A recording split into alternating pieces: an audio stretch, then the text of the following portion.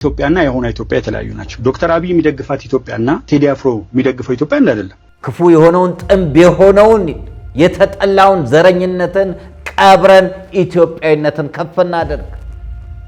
የጎጥ የክልል የሚለውን ትተን ኢትዮጵያውያን ሰንደቅ ዓላማ ከፍ እናድርግ። ልዩ ኃይል እያለን በየክልሉ ወገኑን እንዲገድል ያቋቋምነውን አፍርሰንና አጥፍተን አንድ የኢትዮጵያ ወታደርን እናቋቁም። አንድ ሰራዊትን እናቋቁም። ለአንድ ሀገር አንድ ሰራዊት፣ አንድ ሰንደቅ ዓላማ፣ አንድ መሪ ነው የሚያስፈልገው። መናፈሻን ከመመረቅ ይልቅ እንደዚህ አይነት አባቶቻችን ዋጋ የከፈሉበት ቦታ መገኘቱ ትልቅ ነገር ነው፣ ታሪክ ነው። የቀደመ ክብሯ ይመለሳል። አዎ እላለሁ፣ የቀደመ ማንነቷ ይመለሳል። የጨለማው የዘረኝነት የመገዳደል የመፈነቃቀል ዘመን ያልፋል። ኮሪያ ላይ ሰንደቋ ከፍ ያለ፣ ዶጋሊ ላይ ከፍ ያለ፣ ማጨው ላይ ከፍ ያለ፣ አድዋ ላይ ከፍ ያለ ሰንደቅ ዓላማዋ፣ ካራ ማራ ላይ ከፍ ያለ ሰንደቅ ዓላማዋ አሁንም እላለሁ በዓለም ላይ ሰንደቅ ዓላማዋ ከፍ ብሎ ይውለበለባል። ስለ ጀግኖች ስንናገር ውስጣችን ይነዳል። ስለ ሰንደቅ ዓላማዋ ክብር፣ ስለ ኢትዮጵያዊ ማንነት ስንናገር ውስጣችን ይቃጠላል። ለምን? አባቶቻችን የከፈሉትን ዋጋ ስለምናቅ፣ አባቶቻችን የከፈሉትን መስዋዕትነት ስለምናቅ። የናቋት ሁሉ ሰንደቅ ዓላማዋን የናቁ ኢትዮጵያዊነቷን የናቁ ሁሉ መደፋታቸው አይቀርም። ይችን ሀገር ያቆዩት የአሁን መሪዎች ሳይሆኑ የትናንትናው ጀግኖች አባቶቻችን ናቸው። የአረንጓዴ ቢጫ ቀይ ኢትዮጵያን የሚወክል ዘርን የማይወክል ማንነት ያለው ሰንደቅ፣ እኛ ዛሬ ደም የፈሰሰላትን ሰንደቅ ዓላማ እየጠላን ተቸገረ። ዘርን ከዘር ሃይማኖትን ከሃይማኖት ማጋጨት ከኛ ይራቅ። ኢትዮጵያን ማሳነስ ከኛ ይራቅ። ሰንደቅ ዓላማዋን ማሳነስ ከኛ ይራቅ።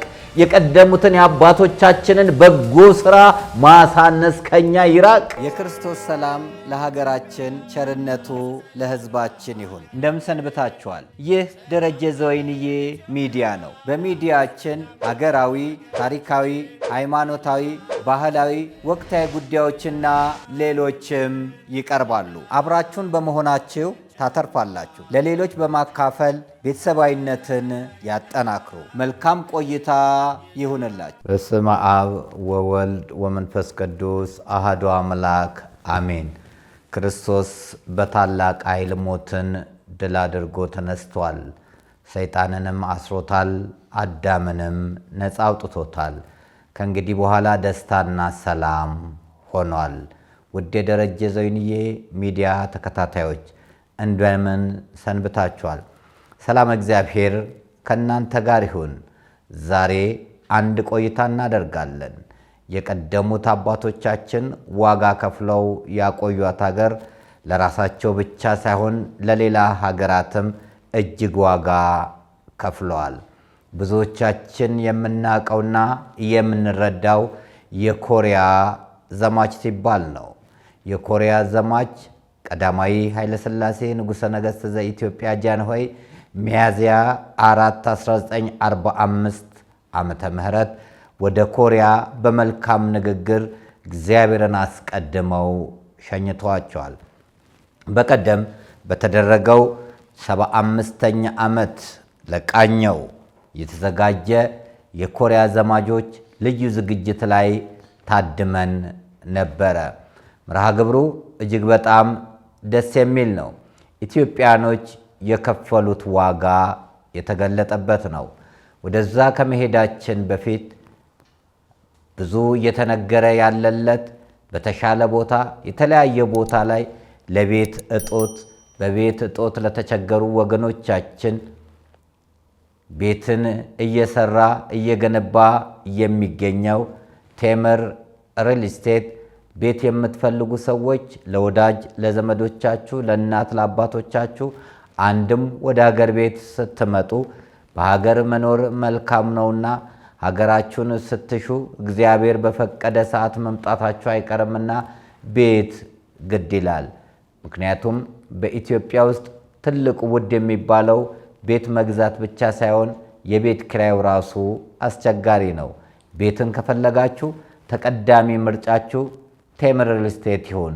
እስቲ ማስታወቂያውን ተመልክተን እንመለስ። በአዲስ አበባ በአራቱም አቅጣጫ ላይ 8 ሳይቶችን ገንብተን አጠናቀን በቃላችን መሰረት ብዙዎችን የዘመናዊ ቤት ባለቤት አድርገናል። አሁን ደግሞ ጊዜው የእርስዎ ስለሆነ መኖሪያ ቤቶችን በቡልጋሪያ በአዋሬ እንዲሁም በፒያሳ 100% ወይንም አንዴ ለምትከፍሉ የ30% ቅናሽ አድርገን ባለ 1 መኝታ 5.5 ሚሊዮን፣ ባለ 2 መኝታ 6.6 ሚሊዮን፣ ባለ 3 መኝታ 11 ሚሊዮን ብር አዘጋጅተናል። ቀስ በቀስ ለምትከፍሉ ከ1.6 ሚሊዮን ብር ቅድመ ክፍያ ጀምሮ በመክፈል ቀሪውን ግንባታውን እያዩ እምነቶን እኛ ላይ እየጣሉ በ15 ዙር የሚከፍሉበት አማራጭ አመቻችተናል። ቤቶን በ36 ወራት ውስጥ ጥንቅቅ አድርገን የምናስረክብ ሲሆን ቢያከራዩት የሚያዋጣ ቢሸጡት የሚያተርፉባቸው ናቸው።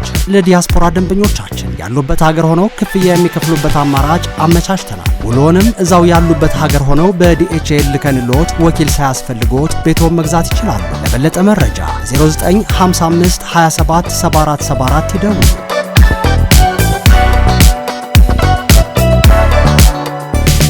ውድ የደረጀ ዞይን የሚዲያ ተከታታዮች ከማስታወቂያው ተመልሰናል። ባለፈው ዕለተ ቅዳሜ አፍንጮ በር በሚባልበት ቦታ ወይንም ደግሞ ናይጄሪያ ኤምባሲ አጠገብ 6 ኪሎን ወረድ እንዳሉ በስተቀኝ በኩል የሚገኘው የኮሪያ ዘማች መታሰቢያ ስፍራ ላይ ተከሰትን። በቦታው ላይ በርካታ እንግዶች አሉ።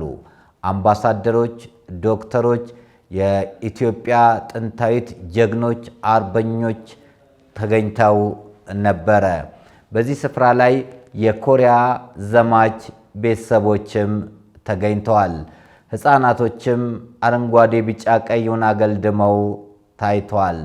በዚህ ስፍራ ስለ ጀግኖች አባቶቻችን ውሎ ተዘክሯል። የኛ አባቶች ለራሳቸው ብቻ ሳይሆን ለሌላ የሚተርፍ ማንነትና ጀግንነት ያላቸው አባቶች ናቸው። ዛሬ ጥንታዊቷን ታሪካዊቷን ኢትዮጵያ ቀደምት የሆነችውን ኢትዮጵያ ታሪኳን ለማጠልሸት እሷን ለማሳነስ አዲሲቷ ኢትዮጵያንን መስረት በሚል የተሳሳተ አስተሳሰብ የሚንቀሳቀሱ አሉ። አንዳንዶች ያውቃሉ ስንል በማወቅ ውስጥ ድንቁርናቸው ጎልቶ ሲወጣም ተመልክተናል። ታሪክን የሚያዛቡ ሰዎችንም አይተናል። ትላንትና በታሪክ አዋቂነቱ የምንወደውና የምናከብረው ታዬ ቦጋለ ዛሬ የትላንት ኢትዮጵያና የዛሬ ኢትዮጵያ ብሎ ሲያወዳድር ማየት እጅግ በጣም ያሳፍራል። ሰው በአንድ ጊዜ ለፖለቲካ ሲል፣ ሰው ለአንድ ጊዜ ለሆዱ ሲል፣ ሰው በአንድ ጊዜ ለተለያየ ጥቅም ሲል ሕሊናውን ሸጦ እንደ ቫምፓየር መቀየር ግን በጣም አሳፋሪ ተግባር ነው። ኢትዮጵያና የሆነ ኢትዮጵያ የተለያዩ ናቸው። ዶክተር አብይ የሚደግፋት ኢትዮጵያና ቴዲ አፍሮ የሚደግፈው ኢትዮጵያ አይደለም። ሲጀመር ቴዲ አፍሮ የሚይዘው ሰንደቅ ዓላማ ምን አይነት ነው?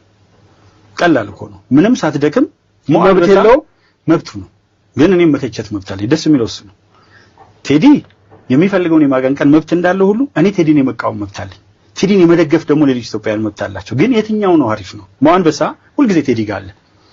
ሞአንበሳ ማለት ዘእምነገደ ይሁዳ ነው። መጀመሪያ ዘእምነገደ ኢትዮጵያ አይደለም፣ ይሁዳ ነው። ንጉስ ሰለሞን ጋር ነው ትሬስ የሚያደርገው። ስዩመ እግዚአብሔር የሚል አለበት። ከፈለክ መስቀል አለ። ሶ it doesn't represent ሙስሊሞችን ሪፕሬዘንት አያደርግም። መስቀል አለው እኮ። ኢትዮጵያ አንድ ጊዜ የተመሰረተች ናት። ማንም ዳግም ሊመሰርታት የማትቻል ጥንታዊት ታሪካዊት ሀገር ናት። ኢትዮጵያ የቀደሙት ነገስታት የቀደሙት አባቶቻችን ዋጋ ከፍለው ደረታቸውን ለጦር፣ እግራቸውን ለጠጠር፣ አንገታቸውን ለሰይፍ፣ ጭንቅላታቸውን ለመጻፍ፣ ጀርባቸውን ለጅራፍ ሰጥተው ያቆዩት ሀገር ናት።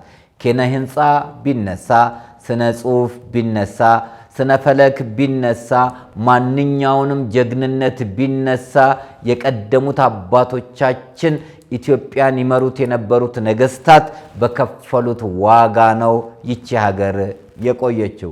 ለምንድነው ትላንትናን ለማጣጣል የምንሞክረው? ለምንድነው ትላንትናን እንደ ክፉ እንዲታይ የምናስበው? ለምንድነው ትላንትና አባቶቻችን የከፈሉልንን ዋጋ ያጥንታቸውን ስብርባሪ፣ የደማቸውን ፍሳሽ፣ የስጋቸውን ቁራጭ ዋጋ ከፍለው ያቆዩአትን ሀገር እንደ ተራ ነገር የምናየው። በየትኛውም በጥበቡም እንበለው በተጋድሎ ይችን ሀገር ያቆዩት የአሁን መሪዎች ሳይሆኑ የትናንትናው ጀግኖች አባቶቻችን ናቸው። ታዲያ ታዬ ያ ሁሉ የታሪክ ምሁርነት ያ ሁሉ የታሪክ አዋቂነት ወዴት ሄደ? እጅግ በጣም ያሳዝናል። ሰው እንዴት በአንድ ጊዜ ከከፍታ ላይ ተፈጥፍጦ ይወድቃል? ኢትዮጵያ የትላንትና ከፍታዋ ዳግም እንደሚመለስ እናምናለን። የትላንትና ጀግንነቷ እንደሚመለስ እናምናለን። የትላንትና ክብሯ፣ ዝናዋ፣ ማሟ፣ ሰንደቅ ዓላማዋ ከፍ እንደሚል እናምናለን።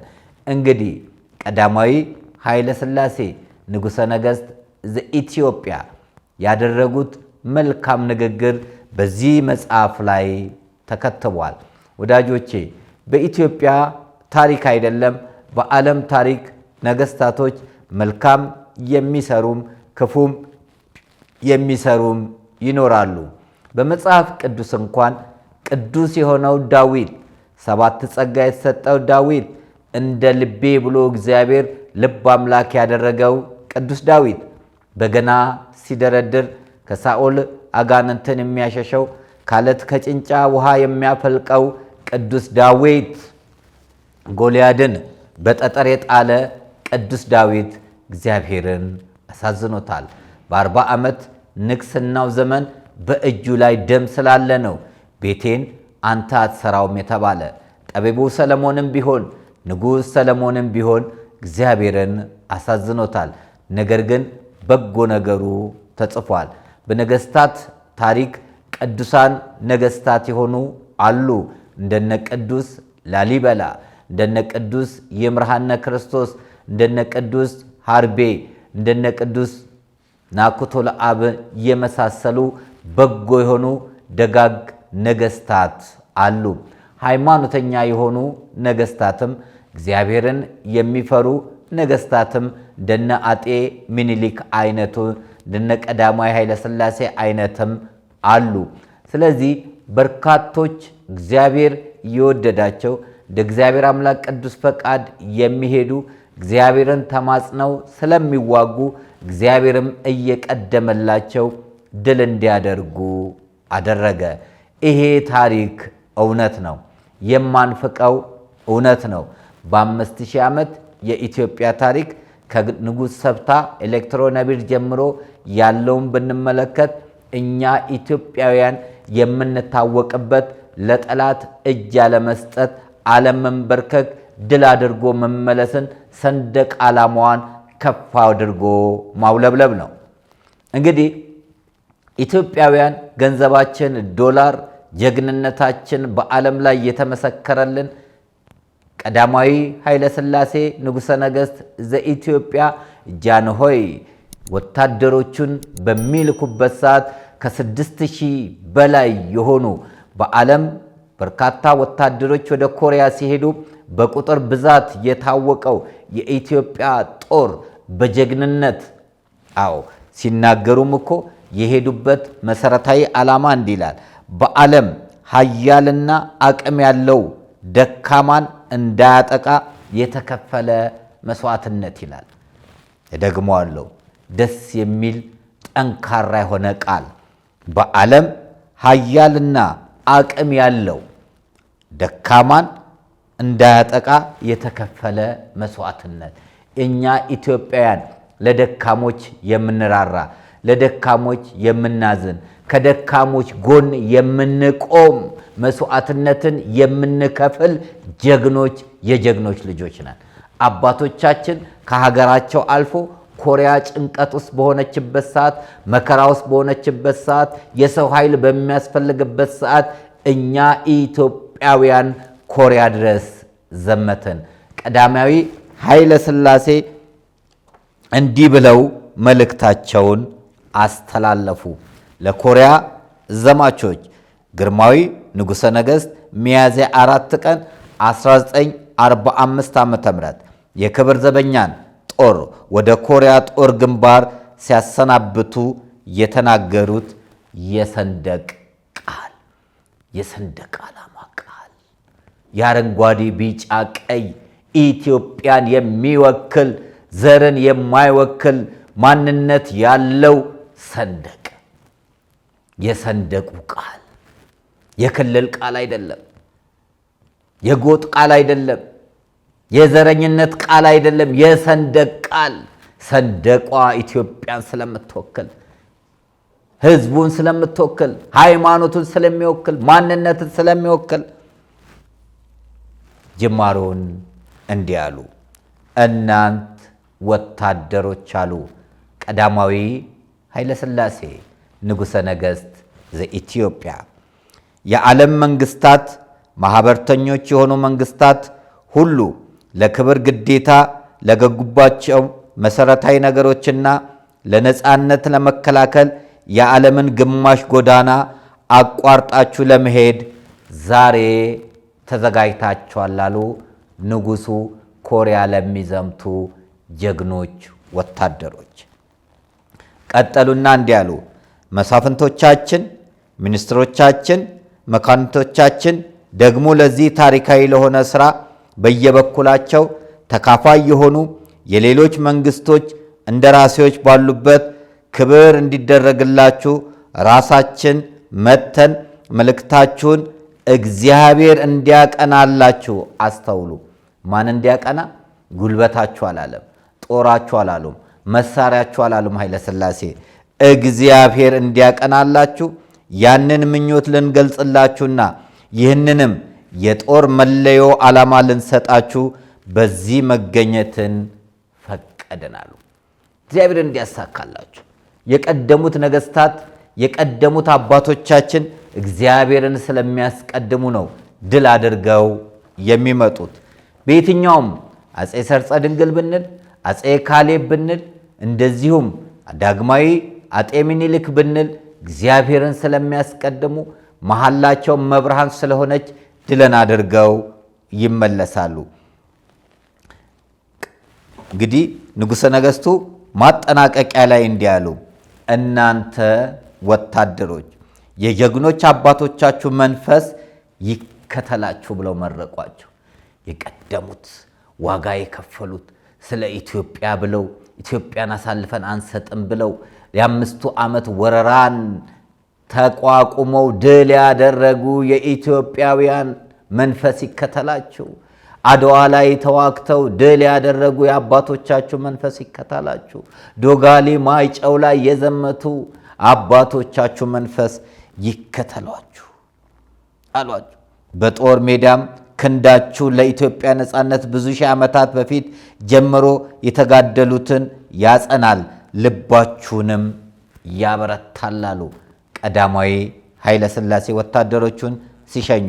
የመጨረሻውንም ሐረግ የመጨረሻውንም እንዲህ ብለው ደመደሙ።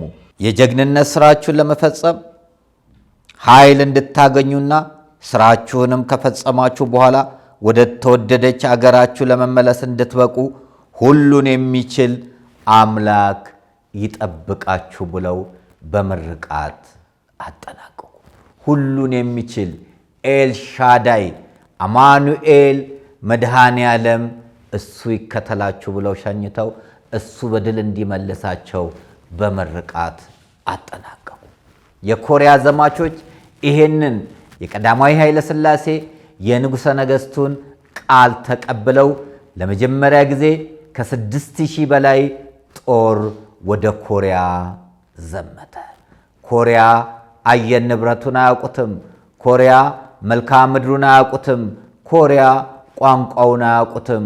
ኮሪያ ምግቡን አያውቁትም። እኚህ ኢትዮጵያውያን ጀግኖች አባቶቻችን ድሃ ተበደለ፣ ፍርድ ተጓደለ ብለው ዘመቻ አደረጉ። ዋጋም ከፍለው ተዋጉ፣ ድልም አደረጉ። ከዛ በኋላ ከድል በኋላ ያለው እጅግ አስገራሚ ነገር ነው። በዚህ ቦታ ላይ መስዋዕትነት የከፈሉት 122 ሰዎች ናቸው። ኢትዮጵያውያኖቹ ዛሬ አበባ ጉንጉን የሚቀመጥላቸው፣ ዛሬ በየስማቸው መታሰቢያ አበባ የተቀመጠላቸው 122 ኢትዮጵያውያን ጀግኖች ስለ ኮሪያ ነፃነት፣ ስለ ኮሪያ እንባ፣ ስለ ኮሪያ ችግር፣ ስለ ኮሪያ ጭንቀት፣ ስለ ኮሪያ መከራ በሰው ሀገር ሄደው ዋጋ የከፈሉ ናቸው። የሚገርማችሁ እጅግ በጣም የሚያስደንቃችሁ ምርኮኛ ልውውጥ ሊደረግ በተባለበት ሰዓት ላይ ምርኮኞችን ለማምጣት በተለያየ ቦታ ላይ ከተለያየ ሀገር የዘመቱ ናቸውና የእያንዳንዱ ሀገር ሰንደቅ ዓላማ ተውለበለበ፣ ተተከለ። እያንዳንዱ ምርኮኛ በሰንደቅ ዓላማው ስር መሰለፍ ጀመረ። ሁሉም እየመጣ ይሰለፍ ነበር። አንድ ሰንደቅ ዓላማ ግን ምንም አይነት ወታደር የለም። የተማረከ ወታደር ቢጠበቅ ሊመጣ አልቻለም። ብዙ ቦታ ተጠበቀ፣ ተፈለገ፣ ተፈተሸ፣ ግን ባዶ ነው። ምንም ምርኮኛ ያልተገኘበት፣ ምንም የተሸንፎ እጁን የሰጠ ወታደር ያልተገኘበት በኮሪያ ሀገር ሰንደቅ ዓላማው የተውለበለበው አረንጓዴ፣ ቢጫ፣ ቀይ የኢትዮጵያ ሰንደቅ ዓላማ። ክብር ለቀደሙት አባቶቻችን።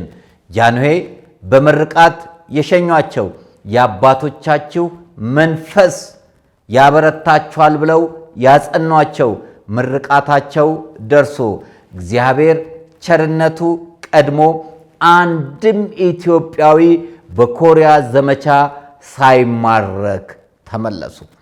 በአፍሪካ ብቸኛ ቅኝ ግዛት ያልተያዘች ሀገር ኢትዮጵያ በኮሪያ ዘመቻ ብቸኛ አንድ ወታደር ያልተማረከባት ሀገር ሆና ተመዘገበች። ይቺ ናት ኢትዮጵያ። ይቺ ናት የጀግኖች ምድር። ይቺ ሰንደቅ ዓላማን ነው የምንወዳት የምናከብራት። ማንም እንደፈለገ ዛሬ ቢናገር፣ ዛሬ እሷን ለማሳነስ ቢሞከር፣ ታሪክ ግን ከፍ አድርጎ የጻፈላት በወርቅ ቀለም የተጻፈች ሰንደቅ ዓላማ የኢትዮጵያ ሰንደቅ ዓላማ፣ አረንጓዴ፣ ቢጫ፣ ቀይ ሰንደቅ ዓላማ፣ በአጥንት ክስካሽ በደም ፍሳሽ የቆየች ሰንደቅ ዓላማ፣ የዘር የክልል የብሔር የቋንቋ ሳትሆን የኢትዮጵያውያን ሰንደቅ ዓላማ። አየህ የኢትዮጵያ አምላክ እንዴት እንደሚረዳ፣ አየህ የኢትዮጵያ ፈጣሪ እንዴት እንደሚረዳ። እነዚህ አባቶቻችን ዋጋ ከፍለው በሕይወት የተረፉት በሰላም ወደ ሀገራቸው መጥተው ኮሪያና ኢትዮጵያ የበለጠ ግንኙነታቸው ጠብቆ ልጆቻቸው እንዲማሩ እየተደረገ የቀደሙት አባቶቻችን እየታሰቡ ይገኛሉ። በዚህ ዝግጅት ላይ እንግዲህ በርካታ አምባሳደሮች ተገኝተዋል። እጅግ በጣም ያዘንነው ግን የኢትዮጵያ ባለስልጣናት ባለመገኘታቸው ነው። መናፈሻን ከመመረቅ ይልቅ እንደዚህ አይነት አባቶቻችን ዋጋ የከፈሉበት ቦታ መገኘቱ ትልቅ ነገር ነው፣ ታሪክ ነው። በተለያየ ቦታ ሆቴል ለመመረቅ ሲሆን፣ የተለያየ ነገር ለመመረቅ ሲሆን፣ ግንባታ ለመመረቅ ሲሆን ሚኒስትሮች ሳይቀሩ፣ ጀግኖች ሳይቀሩ፣ የተለያዩ ወታደሮች ሳይቀሩ ይኖራሉ። በእነዚህ በ75ኛው የአልማዝ ኢዮቤልዩ በዓል ላይ ግን የኢትዮጵያ ባለስልጣናት አለመገኘታቸው ግን በጣም ያሳዝናል። ታሪኩ የኛ ሆኖ የሌሎች አምባሳደሮች ሲገኙ፣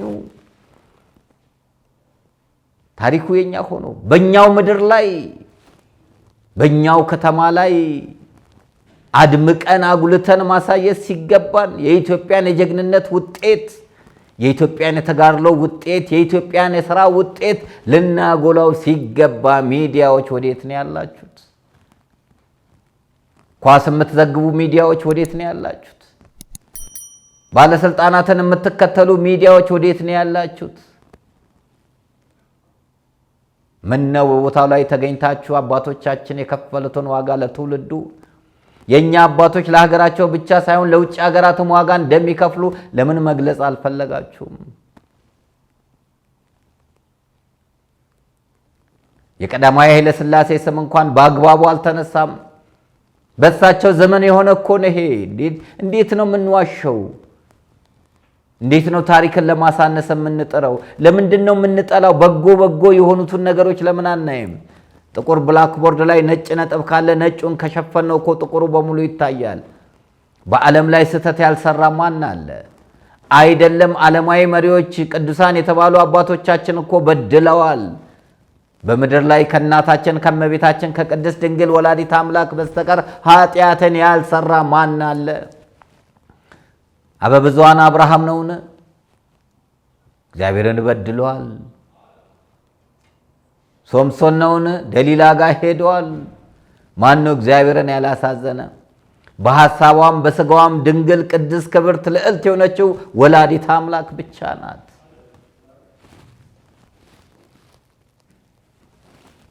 እንግዲህ በዕለቱ ኮሎኔል እስጢፋኖስ ገብረ መስቀል የኮሪያ ዘማቾች ማህበር ፕሬዝዳንት መልእክታቸውን አስተላልፈዋል።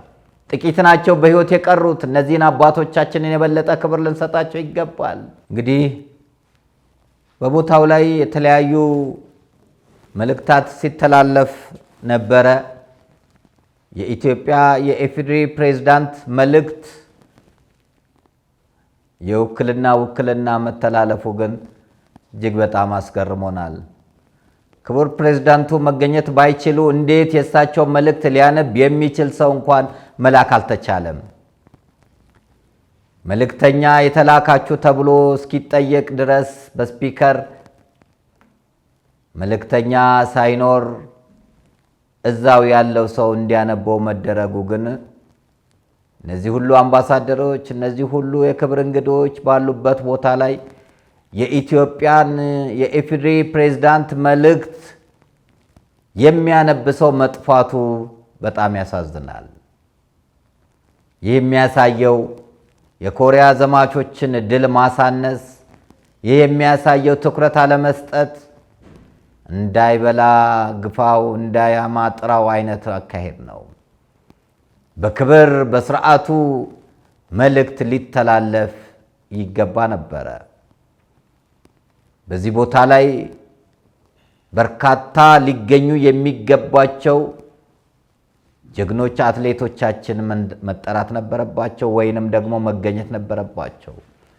በርካታ የኪነ ጥበብ ባለሙያዎች፣ ተጽዕኖ ፈጣሪዎችና ባለሀብቶች ሊገኙ ይገባል። ለምን? የአባቶቻችን ድል የኛም ድል ነውና፣ የአባቶቻችን ጀግንነት የኛ ነውና። ስሟ የተጠራው የሁላችን እናት የሆነችው ቀዳማዊት ኢትዮጵያ ናት። ጥንታዊት ኢትዮጵያ ናት። ታሪካዊት ኢትዮጵያ ናት። ስለዚህ ይህንን የመሰለ ዝግጅት ላይ እጅግ ባማረና በደመቀ ሁኔታ ሊከበርና ሊታሰብ ይገባል። 75ኛው የአልማዝ ኢዮቤልዩ በዓል ላይ ስለተካሄደው ዝግጅት በደንብ ታድሞበት ሚዲያ ሽፋን ተሰጥቶት የአባቶቻችን በጎ ስራ ሊታሰብ ይገባል። እስቲ እናስተውል። በጦር ሜዳ ተዋግተው አንድ ሰው እንኳን ሳይማረክ ስሟን ያስመዘገበች ሀገር ታሪኳ እንዲነሳ ለምንድነው ጥረት ያላደረግነው? መቼ ነው ኢትዮጵያ ለኢትዮጵያውያን የምንሆነው? መቼ ነው ኢትዮጵያውያን የኢትዮጵያን ታሪክ የምናከብረው? መቼ ነው ኢትዮጵያውያን ከመጣው ጋር አብረን ሁል ጊዜ አሸሼ ገዳሜ የምንለው? ግዴላችሁም ያለ ትላንት ዛሬ፣ ያለ ዛሬ ነገ አይሆንም። ግዴላችሁም ትላንት ከዛሬ ይሻላል። ልጅ ከአባቱ አይበልጥም። ልጅ ባለስልጣን ቢሆን፣ ልጅ ስልጣን ቢኖረው፣ ልጅ ዕውቀት ቢኖረው፣ ልጅ ዝና ቢኖረው፣ ልጅ ሀብት ቢኖረው፣ ልጅ ታዋቂ ቢሆን ከአባቱ ግን አይቀድምም። እናትና አባት የሌላቸው አዳምና ሔዋን ብቻ ናቸው። አዳምና ሔዋን ተፈጠሩ እንጂ አልተወለዱም። እኛ ግን ከእግዚአብሔር ተፈጥረናል፣ ከእናትና አባቶቻችን ተወልደናል። ስለዚህ ወላጆቻችን ምንጊዜም የቀደሙት ናቸው። እንዳለመታደል ሆኖ ሳትማር ልጇን ፕሮፌሰር ያደረገች እናት ዛሬ ሕይወቷ በፕሮፌሰር ልጇ ባይለወጥም እንዳለመታደል ሆኖ ገበሬው ልጁን ዶክተር ያደረገው ዶክተሩ ገበሬ አባቱን መቀየር ባይችልም እንዳለመታደል ሆኖ ትላንትና በባዶ እግር የሄዱት አባቶቻችን እኛን ጫማ አልብሰው አድርገው አጫምተው ትምህርት ቤት ያስገቡን ወላጆቻችን ዛሬ እኛ ትምህርት ቤት እንኳን መስራት ባንችልም የሰሩትን የጀግንነት ታሪክ ግን ልንረሳና ትውልዱ እንዳያውቅ ማድረግ ግን ፈጽሞ የበደል በደል ነው። እንግዲህ በዚህ ቆይታችን የምንማረው አባቶቻችን ለሰንደቅ ዓላማ ክብር፣ አባቶቻችን ለኮሪያ ክብር የከፈሉት ዋጋና እኛ ዛሬ የአባቶቻችንን የድል ቀን የአባቶቻችንን የጀግንነት መስዋዕትነት የከፈሉበትን ቀን ከማሰብ ይልቅ ቫላንታይን ዴይ፣ ጎስት ስፕሪት ዴይ፣ ክሬዚ ዴይ እያለን ልጆቻችንን በማይሆን ነገር እየሳብን ታሪክ እንዳያውቁ ማድረጋችን በጣም አሳፋሪ ነውና ከዚህ ስህተት ልንወጣ ይገባል። በሌላ መልኩ ደግሞ እኛ ኢትዮጵያውያን እርስ በርሳችን እየተባላን ከ1966 ዓ.ም በኋላ በተፈጠረው የሀገራችን የጦረኝነት አስተሳሰብ፣ የግድያ አስተሳሰብ፣ የማፈናቀል አስተሳሰብ ኢትዮጵያ እንደ ካሮት ቁልቁል ከመሄዷም አልፎ የዓለም የድህነት ምሳሌ፣ የዓለም የጦርነት ምሳሌ አድርገናታል። ትላንትና ኮሪያ አቅም አጥታ በዓለም ላይ ወታደሮች የተሰበሰበላት ሀገር እኛ ኢትዮጵያውያን ሰውን የሰጠን ዛሬ ግን እርዳታ ከኮሪያ የምንጠብቅ ሆነናል። ኮሪያ ዛሬ የት ደርሳለች? የትላንትና ዱባይ ዛሬ የት ነው ያለችው? ከ50 ዓመት በኋላ ያደጉት ሀገራት የት ነው ያሉት? እኛ ግን የት ነው ያለነው? ገንዘባችን ቁልቁል ሄዶ ዛሬ በጁንያ መያዝ ነው ያቃተን። በኑሮ ውድነቱ፣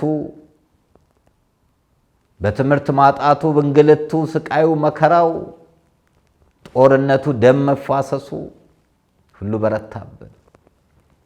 አባቶቻችን ግን ሳይማሩ እኛን ያስተማሩ ወላጆቻችን ግን ኢትዮጵያን በክብር አቆዩልን።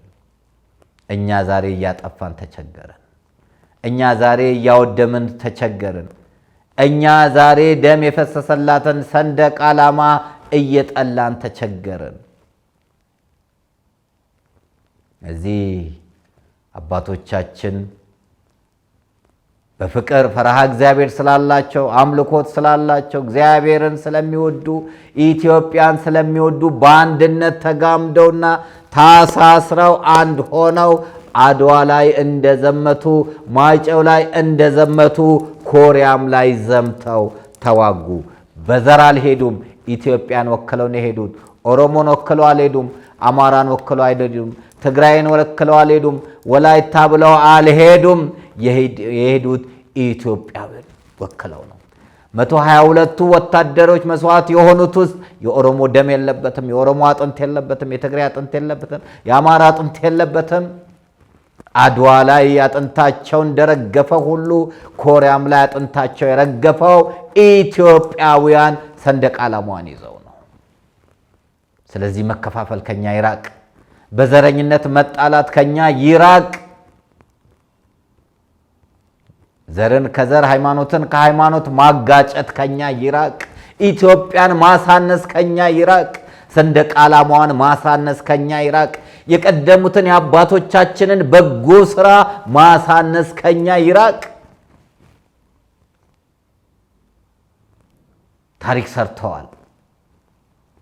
ነገ ሚያዝያ 27ን የምናስበው የምናከብረው አባቶቻችን ስለከፈሉት ዋጋ ነው። ቅኝ ግዛት እንዳንያዝ ስላደረጉ የቀደሙት አባቶቻችን አሁን ካሉት ጋር ማን ነው ሊወዳደር የሚችል? አይደለም ኢትዮጵያ በዓለም ላይ ያለ ቢሰባሰብ የቀደሙት የአባቶቻችንን ስራ መስራት ይችል ይሆን? ኪነ ህንፃውን ይችል ይሆን? ስነ ጽሁፉን ይችል ይሆን? ዜማውን ይችል ይሆን? ስነ ፈለኩን ይችል ይሆን? ታሪክ ማቆየትን ይችል ይሆን? እነዛ የቀደሙት አባቶቻችን ሲመሩ የነበሩት በነገስታት ነው። ንጉሳዊ ስርዓት ይምጣ አይደለም የኔ አስተሳሰብ። የከፈሉትን ዋጋ ግን እናስብና በጎ የሆነውን ተቀብለን ጥሩ ያልሆነውን ትተን የሚያስማማንን ይዘን የሚያለያየንን ትተን ኢትዮጵያን እናስቀድማት። ክፉ የሆነውን ጥንብ የሆነውን የተጠላውን ዘረኝነትን ቀብረን ኢትዮጵያዊነትን ከፍ እናድርግ። የጎጥ የክልል የሚለውን ትተን ኢትዮጵያውያን ሰንደቅ ዓላማ ከፍ እናድርግ። ልዩ ኃይል እያለን በየክልሉ ወገኑን እንዲገድል ያቋቋምነውን አፍርሰንና አጥፍተን አንድ የኢትዮጵያ ወታደርን እናቋቁም። አንድ ሰራዊትን እናቋቁም። ለአንድ ሀገር አንድ ሰራዊት፣ አንድ ሰንደቅ ዓላማ፣ አንድ መሪ ነው የሚያስፈልገው። አንድ ሰንደቅ ዓላማ ዓለምን በሚዞርበት ሰዓት ኢትዮጵያን የሚወክለው አንድ ሰንደቅ ዓላማ፣ አንድ ዜግነት፣ ኢትዮጵያዊነት። ወደ ዘር ወደ ጎጥ ውስጥ አንደበቅ፣ ወደ ክልል ውስጥ አንደበቅ። ይሄ ለኛ አያስፈልግም። ከኛ ታሪክ ጋር ተቃራኒ የሆነ ስራ ነው። ከኛ ታሪክ ጋር የማይሄድ ስራ ነው። እኛ ኢትዮጵያውያን በነገሮች ሁሉ በሁሉ ነገር ቀደምት ነንና ጭራ ልንሆን አይገባም። ስለዚህ ወደ ቀደመው ነገራችን እንመለስ። ባክ ቱ ዘ ኦሪጂን። የቀደመችው የኢትዮጵያ ጀግንነትን አናጥፈው፣ በጎነትን አናበላሸው። ይሄ ሊሆን ግድ ይላል። እንግዲህ በወፍ በረር ተመልክተናል። ለቃኘው ለኮሪያ ዘማቾች 75ኛ ዓመት የአልማዝ ኢዮቤልዩ በዓልን በደመቀ ሁኔታ አክብረን ተገኝተን የአባቶቻችንን የጀግንነት ውሎ ዘክረን ተመልሰናል። ስለዚህ ውድ ወገኖቼ ኢትዮጵያውያን ታሪክ ያለንንና ኢትዮጵያውያን ማንነት ያለን ባህል፣ እሴት፣ ወግ ያለንንና ባህላችንን ማንነታችንን ሳንከፋፈል፣ ሳንለያይ፣ ሳንነካከስ፣ ሳንፈነቃቀል፣ ሳንገዳደል በአንድነት እናቆያት። ሰንደቋ ይህ ነው። የሰንደቋ ቃል ልጆቼ አንድ ሁኑ ነው። የሰንደቋ ቃል ልጆቼ አትለያዩ ነው። የሰንደቋ ቃል ልጆቼ እናንተ ልጆቼ እንጂ እንጀራ ልጆቼ አይደላችሁም ነው። ስለዚህ እኛ የኢትዮጵያ ልጆች ነን፣ ዋጋ የተከፈለልን ልጆች። እኛ የኢትዮጵያ የጀግኖች ልጆች ነን። እኛ የኢትዮጵያ የጥንታዊቷ ልጆች ነን።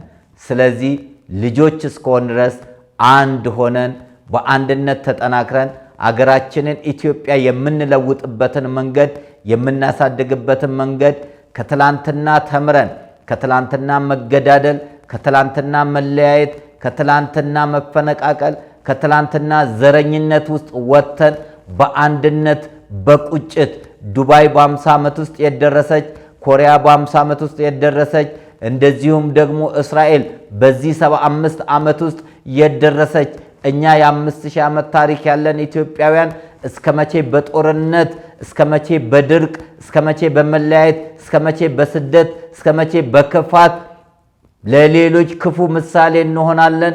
የቀደመው ማንነታችን ይሻለናል። የቀደመው በጎነታችን ይሻለናል። የቀደመው መረዳዳታችን ይሻለናል። የቀደመው ስብዕናችን ይሻለናል።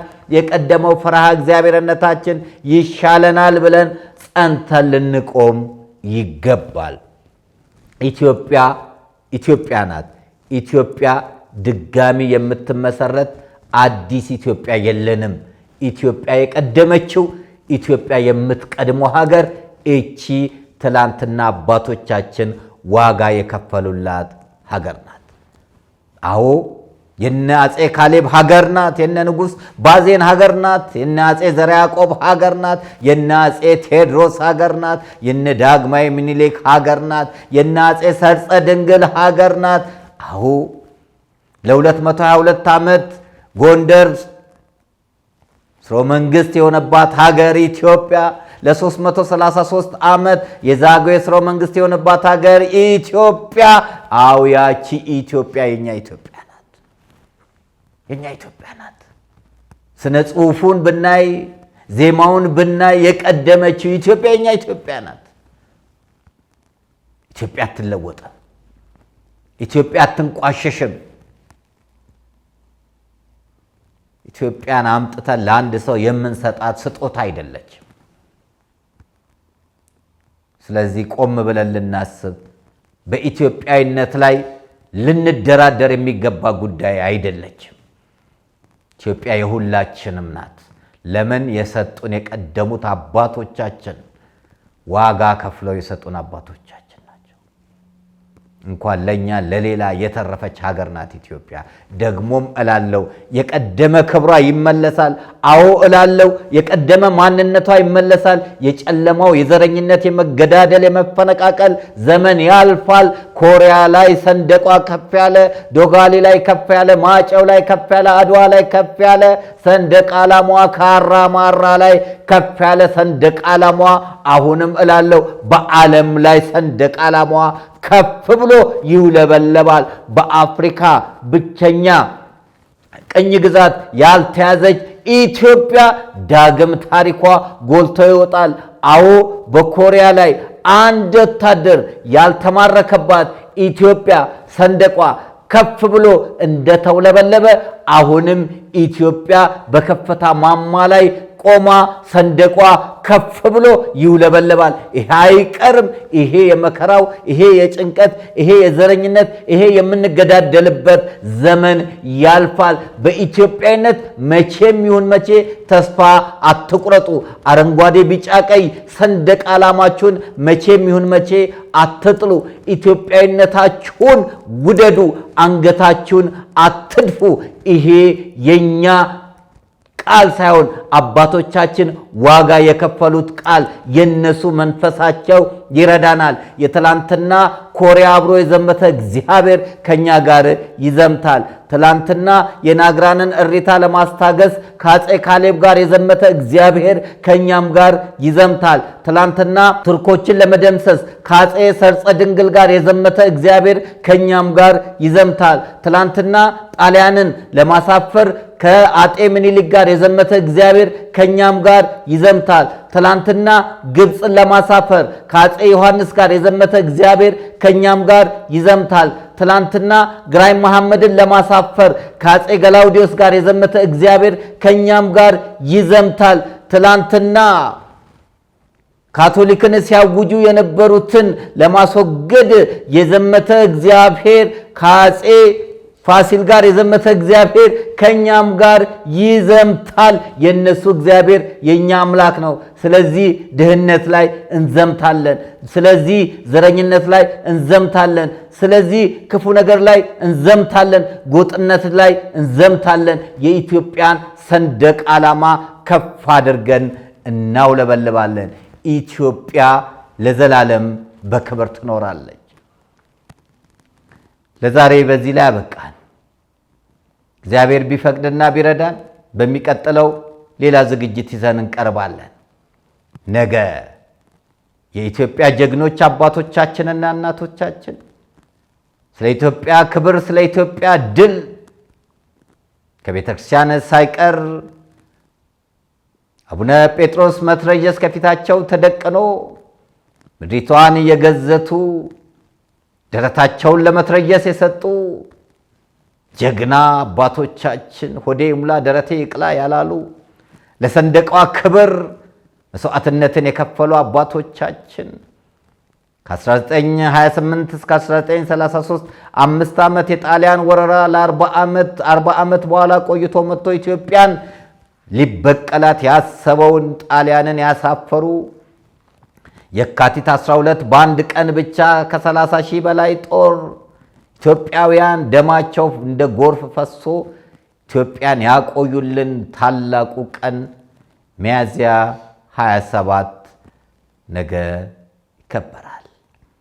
እንግዲህ ይህንን ታላቅ ፕሮግራም ወመዘክር በሚባልበት ስፍራ ታላቅ ስነ ስርዓት ጥሪ እንግዶች የተደረገላችሁ በሙሉ እንድትገኙ በተባለው መሰረት ተገኝታችሁ እንድታከብሩ በዚህ አጋጣሚ በፍቅር መልእክታችንን እናስተላልፋለን።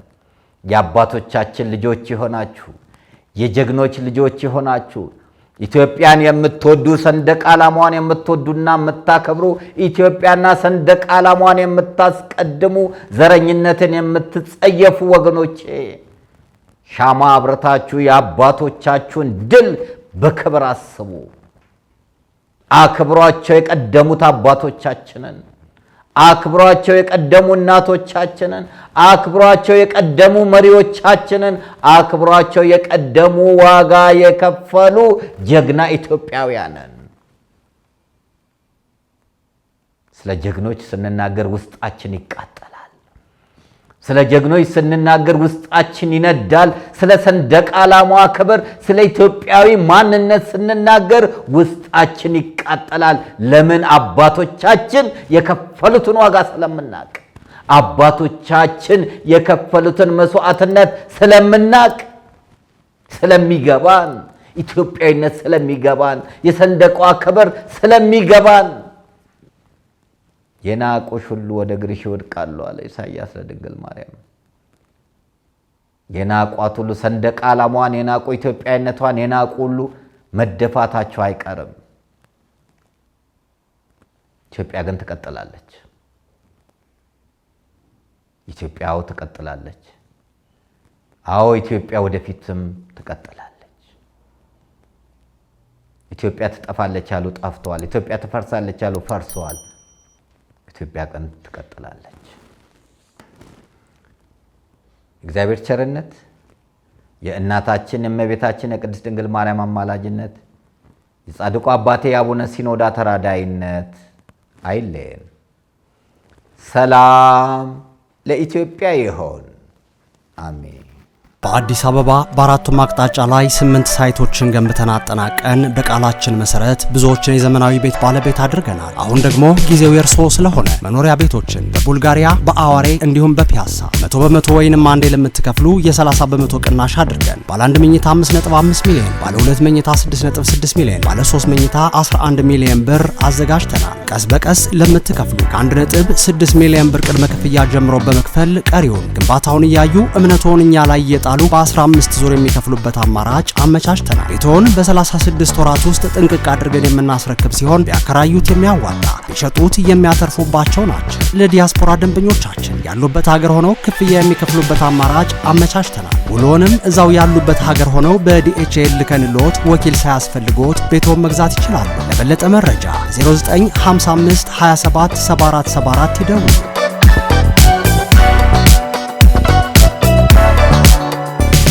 እኛ በትላንትናና በነገ መካከል ያለን ዛሬ ነን። ዛሬ ላይ ሆነን ነገን በበጎ ነገር እንገንባ። ነገ አዲስ ቀን ነው። ቀኑም ደግሞ ደስ ይላል። ደረጀ ዘወይንዬ ሚዲያ ኢትዮጵያዊ ማንነት